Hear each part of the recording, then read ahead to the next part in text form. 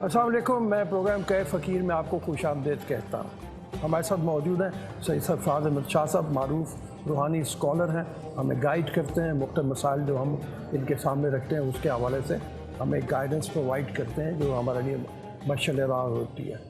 आज हम थोड़ी सी गुफ्तगू करेंगे। ये जो पै दर पै वाक़यात ऐसे हो रहे हैं जिसमें ख़वातीन के ऊपर बहुत तशद्दुद हमारे सामने आता है, वजह क्या है कुछ समझ में नहीं आता। जबकि एक लिहाज से हम देखा जाए ख़वातीन को बहुत हकूक़ भी दिए गए हैं, लेकिन क्या मुआशरे में इल्म की कमी है? क्या मुआशरे में सख्ती के रुझानात बहुत ज़्यादा हो गए हैं? क्या वजह है? इसके बारे में हम शाह साहब से पूछते हैं पहले, फिर लोगों के सवाल भी लेंगे। आपके ज़हन में भी कोई सवाल इस हवाले से हो तो हमें ज़रूर लिखिएगा। शाह साहब अस्सलाम वालेकुम। वालेकुम अस्सलाम। हमारी क्या शिद्दत पसंदी बहुत ज़्यादा हो गई है, मिजाज में बहुत तलखी आ गई है, इल्म की कमी हो गई है। क्या है जो बुनियादी तौर पे हम इतने सख्त हो गए? उसमें सिर्फ ख़वातीन ही नहीं, अगर हम देखें तो दूसरे साथियों के साथ भी हमारा सलूक कोई बहुत नरमी का नहीं है, बहुत सख्ती का है। बिस्मिल्लाहिर्रहमानिर्रहीम। माशरे के रवैये एक दिन, एक साल या एक डेकेड में नहीं तब्दील होते। ये एक ऑनगोइंग प्रोसेस है जो चलता रहता है। अब वो रवैये किस तरह के डेवलप हो जाएंगे वो डिपेंड करता है कि एनवायरनमेंट क्या है और क्या क्या फैक्टर उसमें काम कर रहे हैं। ये जो तब्दीलियां आज हम देख रहे हैं, ये तब्दीलियां एक दिन में नहीं आई हैं, ये खासे लंबे पीरियड पर फैली हुई हैं। असल उसके हक़ाइक़ क्या हैं जो जिस वाक़े की तरफ आपका इशारा है, वो तो तहकीकात हो जाएंगी, इंक्वायरी रिपोर्ट डेवलप कर ली जाएगी, फिर ही सही सूरत हाल सामने आएगी। किसी एक वाक़े को लेकर उस पर फैसला कर देना कि ऐसा नहीं ऐसा है, वो मेरा ख़्याल है कि ज़्यादती है। ऐसा नहीं होना चाहिए। जब तक कि मामले के तमाम पहलुओं पर गौर ध्यानदारी के साथ न कर लिया जाए। लेकिन जो मुख्तलिफ फैक्टर्स हमारे इस वक्त सामने हैं, आप ये देखिए, हमारे यहाँ माशरे में तफरीह के मौक़े नहीं हैं। जब हम आवाम को, नौजवानों को तफरीह के मौके नहीं फराहम करते तो वहाँ घुटन पैदा होती है, और वो घुटन जो है वो जमा होती रहती है, और जहाँ उसको वेंट करने का मौका मिलता है तो पूरी शिद्दत के साथ वो वेंट आउट हो जाती है। नतीजा ये है कि तबाही फैलती है। एक बहता हुआ दरिया है, आप उसके बहाव के बिल्कुल सामने दीवार बांध दीजिए, बंद बांध दें, कुछ देर तो वो रुकता रहेगा पानी, लेकिन जब पानी एक ख़ास मिक़दार से आगे चला जाएगा तो उस बंद को तोड़ेगा, और तोड़ने के बाद पहले से कहीं ज़्यादा शिद्दत के साथ पानी बाहर आएगा। नतीजा ये इर्द गिर्द के इलाकों में तबाही मचा देगा। तो इंसान के अंदर जब घुटन पैदा हो जाती है तो फिर यही कुछ होता है जो हो रहा है। पहले हमारे यहाँ प्ले ग्राउंड्स थे,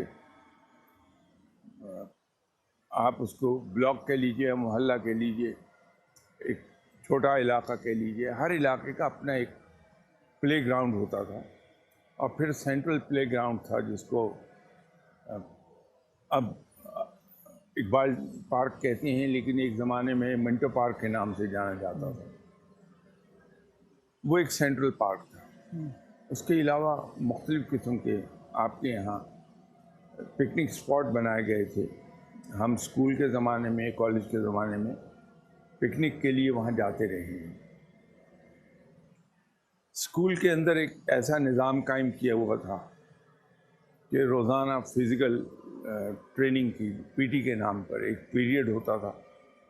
हम 45 मिनट्स पीटी करते थे डेली। वो एक अच्छा खासा वेंट आउट हो जाते थे हम उससे। फिर اسکول میں پیریوڈیکلی ہمیں پکنک پر لے جایا جاتا تھا، مختلف ڈیبیٹس کے پروگرام ہوا کرتے تھے، وہ اب سب ختم ہو گئے۔ نتیجہ یہ ہے کہ گھٹن پیدا ہو رہی ہے معاشرے میں۔ ہابیز ہم اختیار یوں نہیں کرتے کہ ہمیں ہماری سہولت کا ایک ذریعہ مل گیا ہے کہ ہماری تمام شام بلکہ رات کا ایک بڑا حصہ ٹی وی کے سامنے بیٹھے ہوئے گزر جاتا ہے۔ ہابیز بڑا اچھا ذریعہ ہے ہماری گھٹن کو ختم کرنے کا۔ اگر ہم کوئی ایک کھیل اڈاپٹ کر لیں کہ ہم 2 گھنٹے روزانہ شام کو اس کھیل میں صرف کر لیں۔ اب کھیلوں میں گولف بہت اچھا کھیل ہے کہ اس میں آپ کنسنٹریٹ کر رہے ہوتے ہیں تو دنیا سے تعلق ٹوٹا رہتا ہے آپ کا۔ ہارس رائڈنگ ہے، جب تک آپ ہارس رائڈنگ کر رہے ہیں، آپ اپنے گھوڑے کے ساتھ انوالو ہیں، تو وہ 2 گھنٹے آپ کو دنیا کی کوئی خبر نہیں ہوتی۔ اسی طرح ٹیبل ٹینس ہے، لان ٹینس ہے، بیڈمنٹن ہے، یہ کھیلیں ہم اگر کر لیں تو گھٹن نہیں پیدا ہوگی۔ ہمیں نوجوانوں کو اس گھٹن سے نجات دلانی چاہیے۔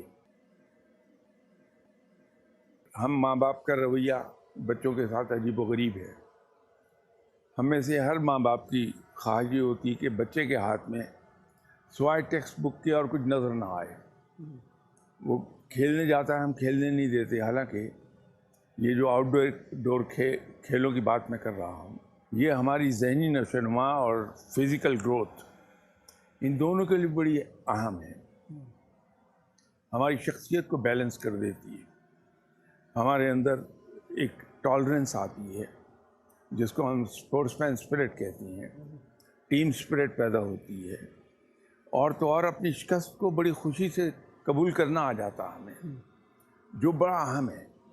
کیونکہ زندگی میں جب تک ہم فیلئرس کو ایکسیپٹ کرنا نہیں سیکھتے، آگے نہیں بڑھ پائیں گے۔ بہت اہم پوائنٹ ہے کہ اپنے بچوں میں ہم فیلئر کو ویلکم کرنا سکھا دیں، اس لیے کہ ہماری سکسیس کا راستہ ہی فیلئر سے ہے۔ اگر میں فیلئر کے ڈر سے قدم نہیں اٹھاؤں گا، سکسیس بھی نہیں ملے گی۔ سکسیس مجھے ملے گی اس وقت جب میں بے خوف ہو جاؤں گا فیلئر سے۔ جب ہم کوئی بھی گیم کھیلتے ہیں تو ہمارے اندر یہ تمام کوالٹیز پیدا ہوتی ہیں، ہماری شخصیت بیلنس ہوتی ہے۔ ہمیں ماں باپ کو یہ چاہیے کہ بچوں کو اس طرف کو لگائیں تاکہ یہ گھٹن کا شکار نہ ہو۔ اچھا، اس میں یہ فرمائیے کہ جو واقعات کچھ جن کی طرف ہم اشارہ نہیں کر رہے باوجود، لیکن یہ ہے کہ جو واقعات پے در پے ہمیں سامنے نظر آتے ہیں، اس میں زیادہ تر لوگ جو ملوث ہیں وہ تعلیمی حوالے سے بھی پست ہیں اور پھر نچلے متوسط طبقے سے تعلق رکھتے ہیں زیادہ تر لوگ جو ہیں۔ تو یہاں پہ اسپورٹس کا کیسے مطلب وہ کیا جائے؟ مطلب ان کی تربیت کا بھی معاملہ جو ہے وہ گڑبڑ ہے۔ اگر گئے بھی اسکول سے ڈراپ آؤٹ ہوں گے، میرے خیال میں بھاگ گئے ہوں گے اسکولوں سے، تو ان کے لیے کیا ریکمینڈ کیجیے گا؟ یہ جو میں آپ سے عرض کر رہا تھا، یہ فیکٹر زیادہ تر آپ کو ملیں گے ہی اس طبقے میں جو فائنینشلی لیس فارچونیٹ ہیں یا لوور مڈل کلاس ہیں، وہاں آپ کو اس قسم کے رویے زیادہ ملیں گے۔ میں یہ نہیں کہتا کہ middle class and upper middle class یا اس سے اوپر کی کلاس وہاں نہیں ہے، وہاں ہیں، لیکن وہاں گھٹن کم ہے۔ ان کے پاس اور ذرائع بہت ہیں، جو فائنینشلی وہ بڑے ایفلوئنٹ ہیں، وہ اس کے زور پر کوئی نہ کوئی راستہ اپنا بنا لیتے ہیں۔ تو یہ گورنمنٹ کو چاہیے کہ نئے سرے سے ایک پلاننگ کرے۔ ابھی میں ایک علاقے سے گزر رہا تھا تو وہاں اسکول میں نے دیکھا، اس اسکول کی 2 بڑی بڑی گراؤنڈز ہوا کرتی تھی، اور ان دونوں گراؤنڈز کے درمیان میں پیویلین بنی ہوئی تھی، وہاں مکان بنے ہوئے تھے۔ تو میں دیکھتا رہا کہ یہاں بہت بڑی گراؤنڈز ہوتی تھی۔ گورنمنٹ کو یہ چاہیے کہ اس پر توجہ دے، قوم کو گھٹن سے نجات دلائے، تفریح کے مواقع فراہم کر دے، اور اسکولس میں خاص طور پر پرائمری اور سیکنڈری اسکول لیول، اس میں دوبارہ سے اس چیز کو ری انٹروڈیوس کرایا جائے کہ بچوں کے وزٹس اس زمانے میں کبھی ہمیں اسکول کی طرف سے بھیج دیا جاتا تھا عجائب گھر دیکھنے کے لیے، کبھی چڑیا گھر دیکھنے کے لیے، کبھی ویسے پکنک پر، اور تو اور انڈسٹریز کے وزٹ پر ہمیں بھی لے جاتے تھے. تو اس سے بہت کچھ سیکھا بھی جاتا ہے اور گھٹن ختم ہوتی ہے، پھر مینٹل ہورائزن بڑا براڈ ہو جاتا ہے. یاد ہے کہ ہم بھی جس وقت سینٹرل ماڈل اسکول میں یا گورنمنٹ کالج میں پڑھتے تھے تو صبح کو پڑھنے کے بعد شام کو جب ہاکی کھیلنے جاتے تھے تو 2 گھنٹے بعد جب واپس آتے تھے تو کسی طرح کا کوئی خیال ذہن میں نہیں آتا تھا، تھک ٹوٹ کے اتنا برا حال ہو چکا ہوتا تھا. اور اب یہ ہے کہ وہ پہلے تو جیسے منیر نیازی کی ہے کہ چھوٹا سا ایک گاؤں تھا جس میں دیے تھے کم اور بہت اندھیرا، شجر بہت تھے تھوڑے گھر تھے جن کو تھا دوری نے گھیرا. تو اس زمانے میں تو یہ تھا نا، گھر تھوڑے سے درخت زیادہ تھے اور کھیلنے کے میدان بہت زیادہ تھے. اب جیسے آپ نے فرمایا بالکل گھٹن کی بنیادی وجہ یہی بن گئی ہے کہ میدان ہے ہی نہیں. اسکول ہیں تو جہاں پہ ہم پورے اسکول میں 300 بچہ ہوتا تھا اب وہ ایک کلاس میں 150 بچہ ہوتا ہے. تو وہ مواقع بہت کم ہو گئے ہیں بالکل، وہ مطلب اس حوالے سے دیکھا جائے تو. اچھا، اس حوالے سے کیا ساری ذمہ داری مطلب اس حوالے سے والدین پہ نہیں آ جاتی کہ ہم تربیت جس وقت کرتے ہیں تو ہم بچیوں کی تربیت پہ تو بڑا ٹائم دے رہے ہیں، ہم ان کو یہ بتا رہے ہیں کہ تم نے پرائے گھر جانا ہے، تم نے اس طرح سے رہنا ہے، یہ کرو وہ کرو. ہم لڑکوں کی تربیت کے معاملے میں ذرا تھوڑے سے کچھ مجھے لگتا ہے کہ توجہ نہیں دے پا رہے جس طرح سے ہونی چاہیے. یہ آپ کو لگتا ہے کوئی کمی کا احساس کہ لڑکوں کی تربیت ہونی چاہیے بہت زیادہ؟ راؤ صاحب، بہت کم پرسنٹیج ہے ان ماں باپ کی جو اتنے خوش نصیب ہیں کہ ان کے پاس بچوں کو تربیت دینے کے لیے وقت ہے یا ان کی سوچ ہے. ادروائز ہم ماں باپ نے، میں بھی اپنے آپ کو شامل اس میں کر رہا ہوں، تمام کا تمام کام اسکول پر چھوڑ دیا ہے، بغیر یہ سوچے کہ ہمارا بچہ اسکول میں میکسیمم 6 آورز گزارتا ہے اور 24 آورز میں سے 6 آورز اس نے اسکول میں گزارے ہیں، باقی 18 آورز وہ گھر پہ گزار رہا ہے. تو 18 آورز اس پہ زیادہ انفلوئنس رکھیں گے یا وہ 6 آورز جو اسکول میں گزار کے آتا. تو ہم نے تمام معاملہ اسکول پہ چھوڑ دیا. اگر بڑے مہربان ہو گئے اپنے بچوں پر تو گھر میں ٹیوٹر رکھ دیا. اب وہ ٹیوٹر اس نے کیا پڑھا کے جا رہے ہیں، میں ان کی نیت پہ شبہ نہیں کر رہا ٹیوٹر کی، لیکن ہم چیک نہیں رکھ پاتے کہ بچہ کر کیا رہا ہے. ہمیں اپنے رویوں کو تھوڑا مینڈ کرنا پڑے گا ماں باپ کو کہ بچوں کے لیے ہمیں ٹائم نکالنا پڑے گا. بالکل بالکل، آپ سے فرمایا. اس کے بغیر کام نہیں بننا ہے. تربیت ہے نہیں بچوں کی، اب گھر پہ نہیں ہوتی تربیت. اساتذہ بھی نہیں کر پا رہے. وہ اتنی زیادہ 150 کی کلاس ہوگی تو وہ بچے کو انڈیویجول کیسے ٹائم دیں گے؟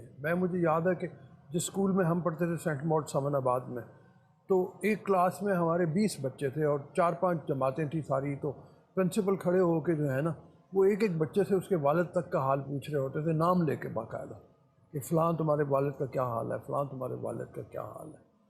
وہ ختم ہو گیا، مطلب وہ جو تصور تھا بالکل ہی وہ اس میں. وہ ہمیں دوبارہ سے نئے سرے سے ایک بار چینج لانا ہوگی اور ٹیچرز کو پراپر ٹریننگ دے کے. ایک پورا سسٹم ہے جو ٹوٹ گیا ہے ہمارا، اس کو ریسٹور کیا جائے سسٹم کو. کہ ہر اسکول پر اگر ہم یہ پابندی لگا دیں کہ بغیر سینٹرل ٹریننگ کالج کے ٹریننگ کے کسی اسٹوڈنٹ کسی بھی ٹیچر کو رکھا نہ جائے. ایٹ بیسٹ اگر کوئی ٹریننگ ٹیچر ہے تو اس کو آپ کلاس روم اسسٹنٹ کا نام دے کے اس کے ساتھ اٹیچ کر دیں جو اس ٹیچر کو اسسٹ کر دے. لیکن ٹریننگ بڑی ضروری ہے. اب وہ بات ہے ہی نہیں کہ ٹیچرز کو بھی چیک کیا جائے پیریوڈیکلی क्या पढ़ाते हैं, कैसा पढ़ाते हैं।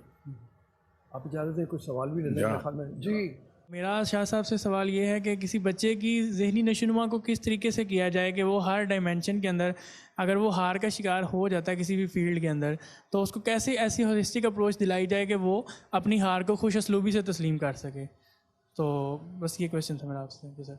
इसकी इब्तदा हमें बहुत छोटी उम्र से करनी पड़ेगी कि अगर किसी बच्चे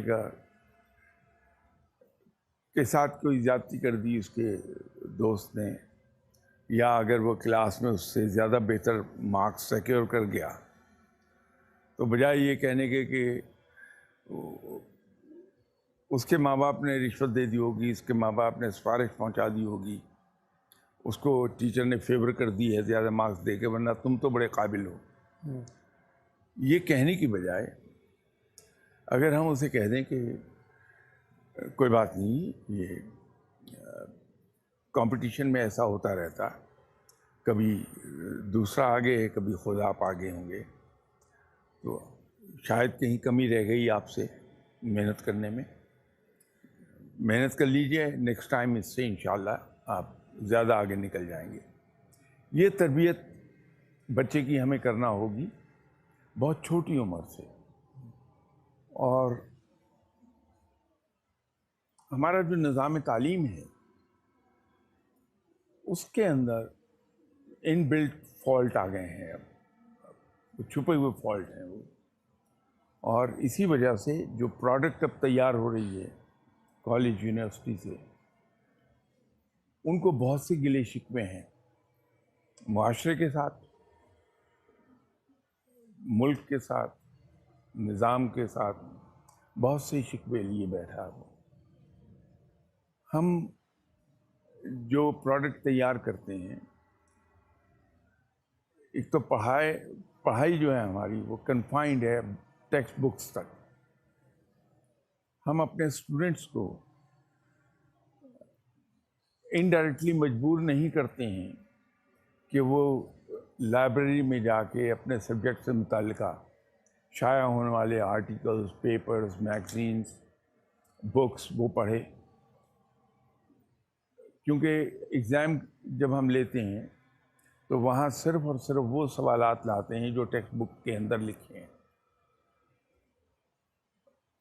और अगर कभी सवाल कोई ऐसा आ भी जाए जिसका बज़ाहिर टेक्स्ट बुक से कोई ताल्लुक़ नहीं है, तो एहतजाज शुरू हो जाएगा।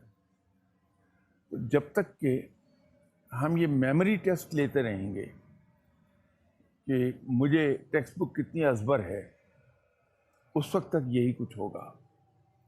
मुझे तो इम्तहान लेना चाहिए स्टूडेंट का कि ये समझा किस कदर है। जब हम चीज़ें याद नहीं करते हैं, चीज़ों को समझते हैं, तो फिर हम अपना माइंड अप्लाई करते हैं, उस एप्लीकेशन ऑफ माइंड के नतीजे में प्रोग्रेस होती है हमारी। इस निज़ाम के तहत सिर्फ हम अपनी याददाश्त का इम्तहान देकर आते हैं, क्योंकि रटी होती हैं चीज़ें, कुछ अरसे के बाद जहन से महव हो जाती हैं, तो उस वक्त मेरी तरफ ब्लैंक नज़र आता है बंदा कि आता जाता कुछ नहीं है। हालांकि ऐसा होता नहीं, मेहनत तो उस गरीब ने की होती है। तो हमें इस निज़ाम को तब्दील करना पड़ेगा कि एजुकेशन जिस तरीके से आप इम्पार्ट कर रहे हैं स्टूडेंट्स पर, उसको चेंज करना पड़ेगा। फिर कहीं जाके ये चीज़ें दुरुस्त होनी शुरू होंगी।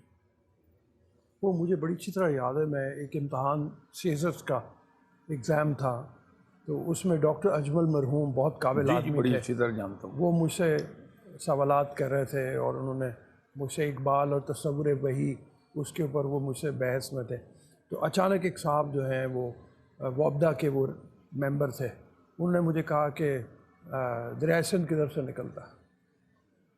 तो मुझे हंसी आ गई। मैंने कहा कि ये तो एक रटा रटाया मतलब सवाल है, दरियासन कहाँ से निकलता है, वहीं से निकलता है जहाँ से निकलता है। तो इस तरह के सवाल जो है ना, जब आप वो तैयार करेंगे बच्चों को, तो फिर वो बिल्कुल डल उसके अंदर। मैं यही अर्ज़ कर रहा हूँ जी, हमें इंश्योर करना चाहिए कि जो कुछ हम पढ़ा रहे हैं बच्चा उसको याद नहीं कर रहा बल्कि समझ रहा है। जी, बिल्कुल बिल्कुल बुनियादी तौर पर। تو جب تک ہم یہ انشور نہیں کریں گے اس وقت تک کامیابی نہیں آتی. آپ نے ایک بنیادی پرنسپل پڑھا دیا. اب جو ایگزام لے رہے ہیں ہم، اس کے جو کویشچن پیپر ہم نے ڈیولپ کیا ہے، اس کے اندر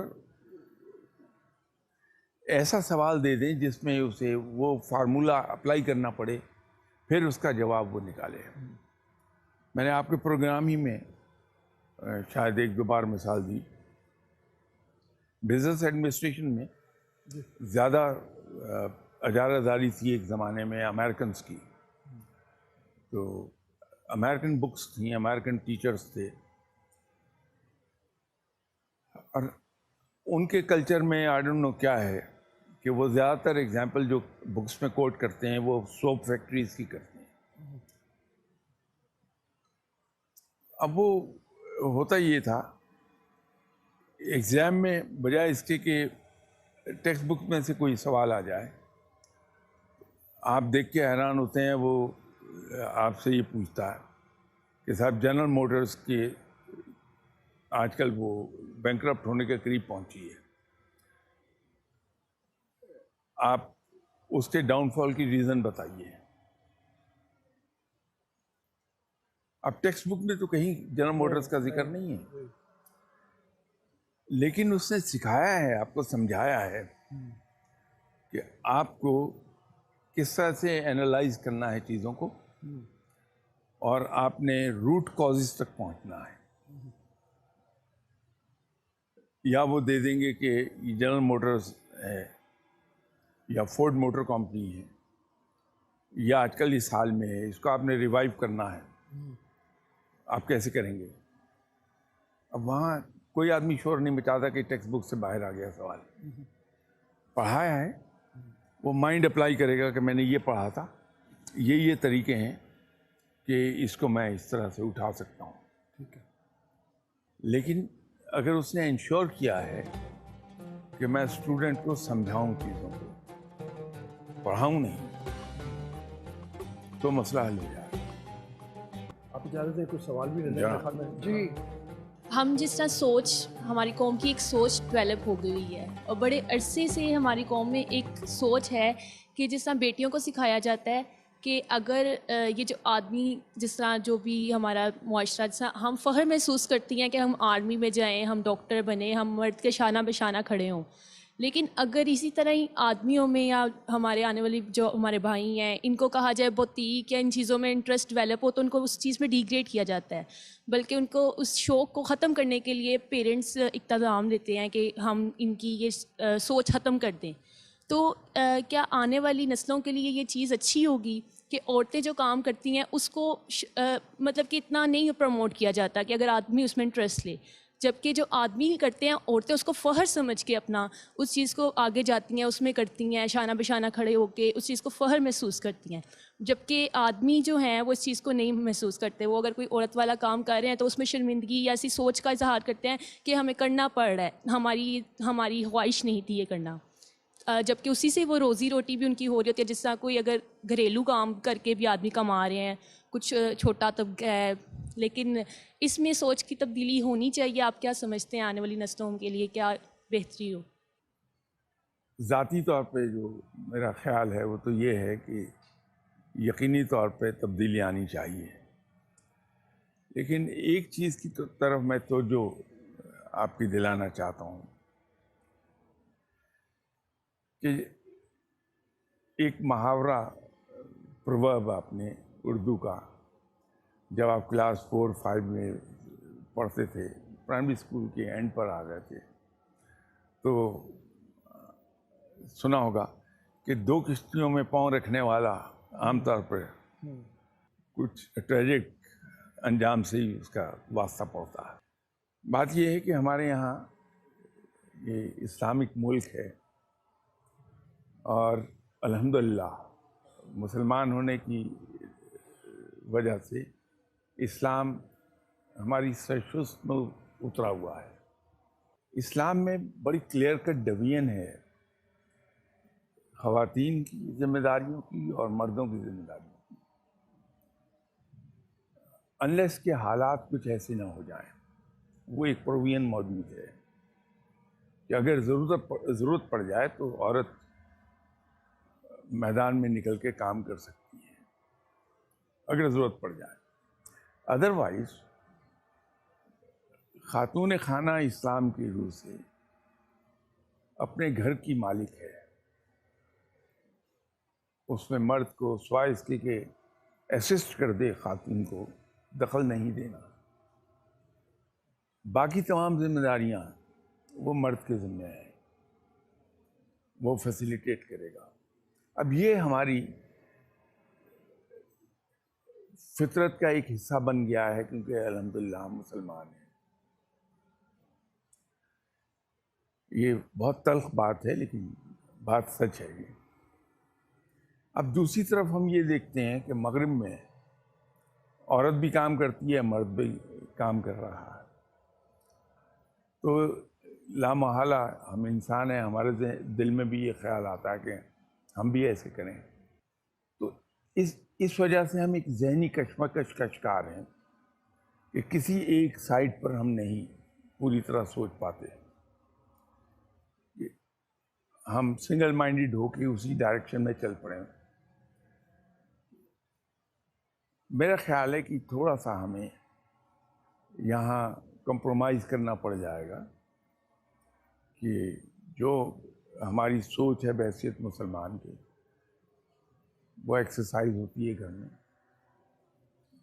اور مرد پروٹیکشن پرووائڈ کرنے کا ذمہ دار ہے, کما کے لا کے گھر کی ضروریات کو پوری کرنے کے لیے بیوی کو دینے کا ذمہ دار ہے, وہ اپنی اولاد کو نام دینے کا ذمہ دار ہے, اولاد کو باہر ہر طرح کی پروٹیکشن اور ان کو فیسیلیٹیٹ کرنے کا ذمہ دار ہے.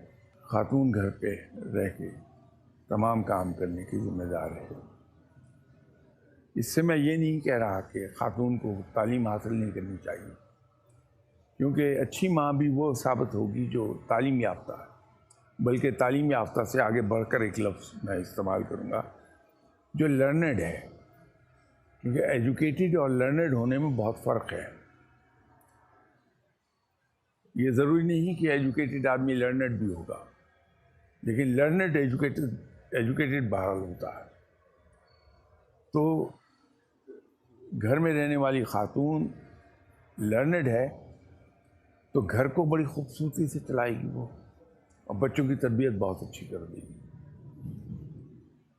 تو ہمیں پہلے یہ فیصلہ کرنا ہے کہ کس ڈائریکشن میں جائیں. ہم ایک ڈائریکشن میں چلیں, لیکن بحیثیت مسلمان کے یاد رکھیے گا کہ جو اسلام ہے وہ ہماری زندگی کو ڈومینیٹ کرے گا, اور اسے کرنا بھی چاہیے. ہمیں خوشی سے اسے قبول بھی کرنا چاہیے, بلکہ اللہ کا شکر ادا کرنا چاہیے کہ ہم مسلمان ہیں اور اسلام ہمیں ہماری روزمرہ کی زندگی کو ڈومینیٹ کرتا ہے. جی شاہ صاحب, میرا آپ سے یہ سوال ہے کہ آج کل ہم کہتے ہیں کہ پیسے کی عزت ہے, انسان کی نہیں. اگر ہم تھوڑا سا دیکھا جائے تو بلے شاہ کا کلام ہے, نہ کر بندیا میری میری, نہ تیری نہ میری, 4 دن آدھا اے دنیا میلا, پھر مٹی دی ٹیری. تو شاہ صاحب دیکھا جائے تو انسان تو مٹی کی ایک ڈھیری ہے, تو ہم کیوں پیسے کی طرف دوڑ رہے ہیں؟ ہم کیوں کہتے ہیں کہ عزت انسان کی نہیں پیسے کی ہے؟ جن کو آج ہم کہتے ہیں کہ بہت ترقی یافتہ ہیں, جب ہم ترقی یافتہ تھے تو وہ اندھیرے میں تھے, اور ہم نے انہیں ترقی یافتہ بنایا تھا. وہ خود بھی اس بات کو تسلیم کرتے ہیں کہ آج ہم جہاں کھڑے ہیں یہ مسلمانوں کے کام کی وجہ سے ہم کھڑے ہیں. کہ جب اسپین انہوں نے فتح کیا ہے تو وہاں بہت سی کتابیں تو ضائع کر دی گئی تھیں, لیکن جو کچھ بھی علم کے خزانے انہیں ملے یہ اسی پر بیس کر کے آگے چلے ہیں. اب پھر ہم ایک بار ٹرانزیشن میں ہیں. جب کوئی قوم ٹرانزیشن میں ہوتی ہے تو اس کی مورل ویلیوز اسی طرح ڈولڈرمز میں چلی جاتی ہیں کچھ عرصے کے لیے. زیادہ وقت نہیں لگے گا, ہم دوبارہ اس سے ریکور کر جائیں گے, اور انشاءاللہ تعالیٰ یہ جو ہماری ایک ٹرانزیشن کی وجہ سے ایک چینج آ گئی کہ ہم میٹریل چیزوں کو زیادہ ویلیو کرنے لگ گئے بنسبت مورل ویلیوز کے، تو یہ دوبارہ ایک بار پھر تبدیل ہو جائے گا، یہ کچھ عرصے کی بات ہے۔ اچھا، ایک سوال اور ہے، یہ کسی کا بھیجا ہوا، ان کا نام قدسیہ ہے، اور یہ کہہ رہی ہیں کہ اس معاشرے میں بگاڑ پیدا ہو گیا، اور ہمارے خیال کے مطابق اس بگاڑ کی وجہ زیادہ تر مرد ہے۔ اس کی وجہ یہ ہے کہ اس معاشرے کو چلانے والا مرد ہے۔ کیا آپ سمجھتے ہیں کہ صرف مرد ہی ذمہ دار ہے یا کچھ خواتین بھی اس میں ذمہ داری ان کی بھی آتی ہے؟ میرے خیال میں یہ شاید کوئی زیادہ قرین انصاف نہیں ہوگی بات کہ ہم الزام صرف مرد کو دے دیں۔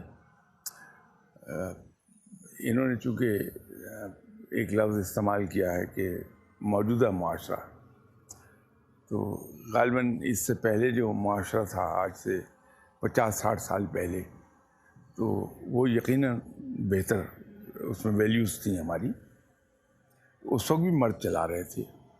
ٹھیک ہے، تو یہ قصور صرف مرد کا نہیں ہے، کیونکہ سوسائٹی صرف مرد کا نام نہیں ہے، سوسائٹی کو سبھی لوگ مل کے چلاتے ہیں۔ سوسائٹی ہے کیا؟ انڈیویجولز کے ایک مجموعے کا نام سوسائٹی ہے،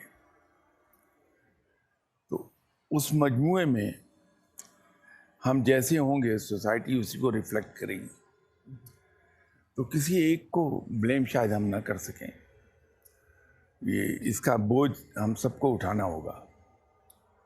ٹھیک ہے، جیسے کہ شاہ صاحب نے فرمایا ہمارے معاشرے کو مرد اور عورت مل کے بناتے ہیں، اور اگر بگاڑ پیدا ہوا ہے تو اس کا بوجھ سب کو اٹھانا ہوگا۔